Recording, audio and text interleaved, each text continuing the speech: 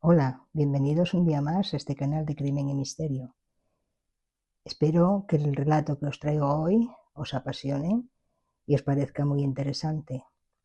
Como cada día que comparto, me gusta, ya sabéis, compartir tanto crimen como misterio, disfruto de ambos y espero que vosotros también disfrutéis al igual que yo. Hoy os traigo un crimen que me pareció muy interesante, es un crimen bastante reciente del año 2023 y es el crimen de la vecina amorosa. Espero que lo disfrutéis.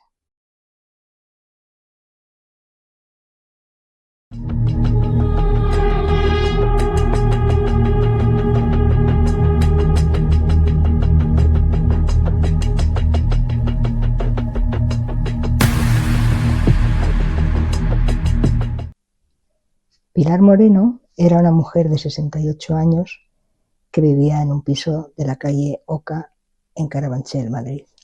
Era una mujer de aspecto menudo, pero una gran luchadora. No había tenido una vida fácil. Se quedó huérfana de padre y madre y tuvo que criar a sus hermanos pequeños para sacarlos adelante. Pilar vivía sola en este piso porque se había quedado viuda unos años atrás. Este caso comenzó el día 27 de febrero de 2023.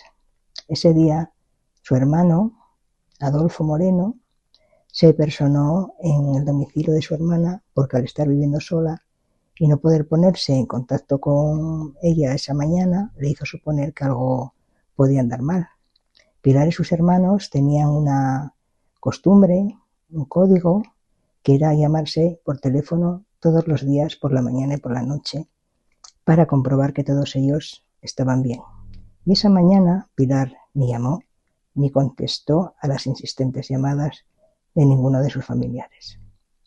Su hermano Adolfo tenía un juego de llaves de la casa que le había dado Pilar por si un día las olvidaba dentro o surgía algún percance. Al ir a abrir la puerta de la casa de su hermana, observó algo que le inquietó, ya que solo estaba echada una de las cerraduras, y eso no era normal en Pilar. Cuando entró en la vivienda, todo estaba ordenado, como en un día cualquiera, pero Pilar no estaba. Lo extraño es que sí estaba su cartera, su bolso, su teléfono, también su documentación, y extrañamente allí, preparada cuidadosamente sobre la cama, estaba la ropa con la que ella solía ir al gimnasio. Aquello era muy extraño, porque no solía faltar a su cita diaria a las 11 de la mañana en el club deportivo al que asistía asiduamente. Ante tal situación, fue a presentar una denuncia por desaparición a la comisaría. Pilar era una persona metódica y ordenada en todo. A su hermano le resultaba muy extraño todo aquello, que hubiese dejado allí e irse, y que además hubiese dejado una luz en la cocina encendida, porque estos despistes no eran propios de su hermana. Adolfo avisó a sus otros hermanos y juntos revisaron el teléfono de Pilar, que no estaba bloqueado. Al encenderlo, descubrieron que esa misma mañana su hermana había hablado con la propietaria de un piso de su mismo bloque. La conversación era sobre una deuda de unos 1.000 euros que la inquilina que ocupaba esa vivienda le debía a la comunidad de vecinos, de propietarios, que Pilar presidía en ese momento. Pilar tenía planeado ir esa mañana al banco con Cristina, la dueña de la vivienda, y además con la mujer llamada Marta C.H., de 34 años, que era la persona que rentaba esa propiedad. Esta mujer se había separado de su pareja recientemente y al parecer iba a dejar el piso en breve, o eso le había dicho la propietaria. La familia de Pilar fue a hablar con Cristina y ella les dijo que al final no había ido al banco con las otras dos mujeres, porque Marta, su inquilina, le había dicho que iba a ir ella con Pilar a pagar la deuda. La familia de Pilar no dejaba de ver cosas extrañas y se pusieron a indagar por cuenta propia. Decidieron pedirle a la propietaria del piso el teléfono de la inquilina que rentaba la vivienda. La llamaron para preguntar si Pilar había estado en el banco con ella esa mañana. Y Marta, la inquilina amorosa, les aseguró que sí, que ella había llamado por teléfono a Pilar para ir juntas. Se dan cuenta de que hay algo que no encaja, porque esa llamada que Marta dice haberle hecho a Pilar no aparece en el registro de llamadas del teléfono de ella. Se lo dicen a ella, pero hábilmente cambia su versión y les dice que en realidad no la llamó por teléfono, sino que la recogió en su casa para ir juntas hasta el banco y dejar pagada su deuda pendiente. Los hermanos de Pilar dudaron de esta versión, ya que en la casa no hallaron los 2 recibos bancarios que, según Marta, le habían dado y que se los había quedado Pilar. Además dijo que Pilar había salido muy rápido del banco porque tenía que ir a visitar a un familiar hospitalizado. Todo era cada vez más extraño, así que fueron al banco y confirmaron lo que les había contado Marta. Allí pudieron comprobar que esta mujer mentía, porque no habían estado juntas en el banco, en ningún momento, además. A un sobrino se le ocurrió preguntarle a Marta, la morosa, que si le podía decir cómo iba vestida su tía esa mañana, cuando fue al banco con ella. Y la mujer les describió la ropa que estaba colocada ante sus ojos encima de la cama de Pilar. Con estas averiguaciones, la familia de Pilar regresa el día 28 de febrero a la comisaría para ampliar la denuncia del día anterior y aportar todas las pesquisas y todas las dudas y averiguaciones y sospechas que tenían. Insistieron en que además Pilar jamás habría desaparecido así sin más y que debían buscarla inmediatamente, porque algo serio le había pasado. Ante la presión familiar, los agentes del Grupo 12 de la Brigada de la Policía Judicial especializada en desapariciones comenzaron ese mismo día la investigación. Estos contactaron con el que había sido la expareja de Marta, la mujer morosa, hasta hacía poco tiempo, y le dijeron que si podrían enseñarles la vivienda que habían compartido. El hombre accedió a ello. Un penetrante olor a lejía pura salió de la vivienda nada más abrir la puerta y les hizo pensar que ahí había pasado algo malo.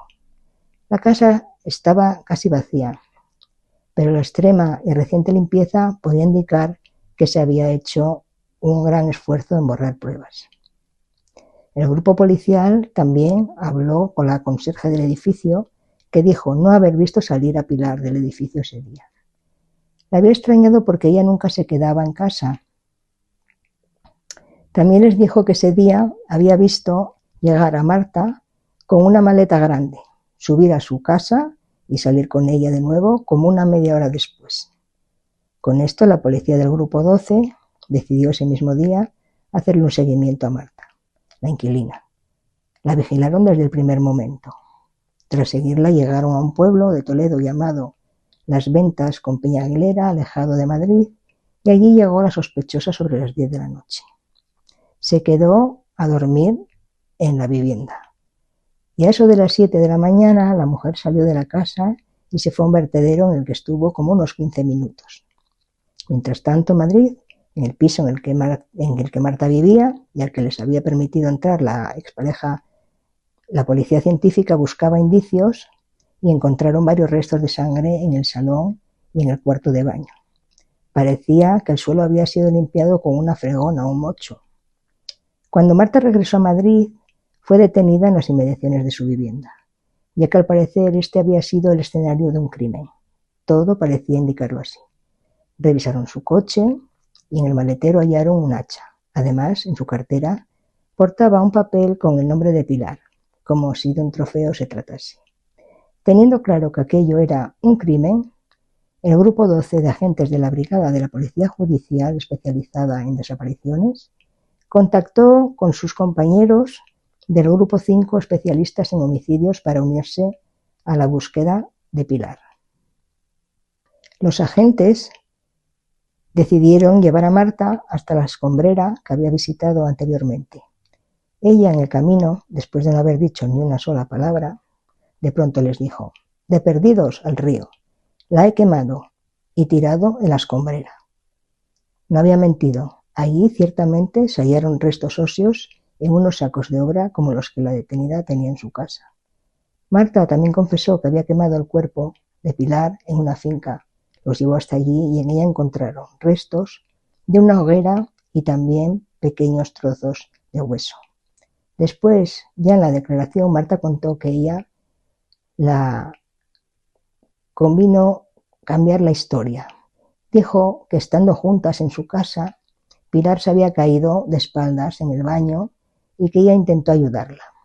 Le levantó la cabeza y vio que sangraba mucho. Se asustó. Entonces volvió a dejarle caer la cabeza y ésta se golpeó contra el suelo. Escuchó un chasquido y se asustó aún más. También dijo que casualmente tenía la maleta porque pensaba trasladarse y que al asustarse tanto y no saber qué hacer, había decidido introducir a Pilar en ella y limpiarlo todo como que allí no había pasado nada. La amorosa se esforzó mucho en hacer desaparecer el cuerpo de su víctima, ya que fue imposible determinar la causa de su muerte. Su cuerpo había sido quemado con gasolina y maderas. Ella siempre mantuvo que la muerte no había sido un accidente. Pero siendo así, no se comprende todo lo que hizo antes y después con la víctima. En el juicio se supo que Marta había falseado recibos para simular que pagaba sus deudas, que eran un total de 1.045 euros. Este dinero fue el móvil del crimen.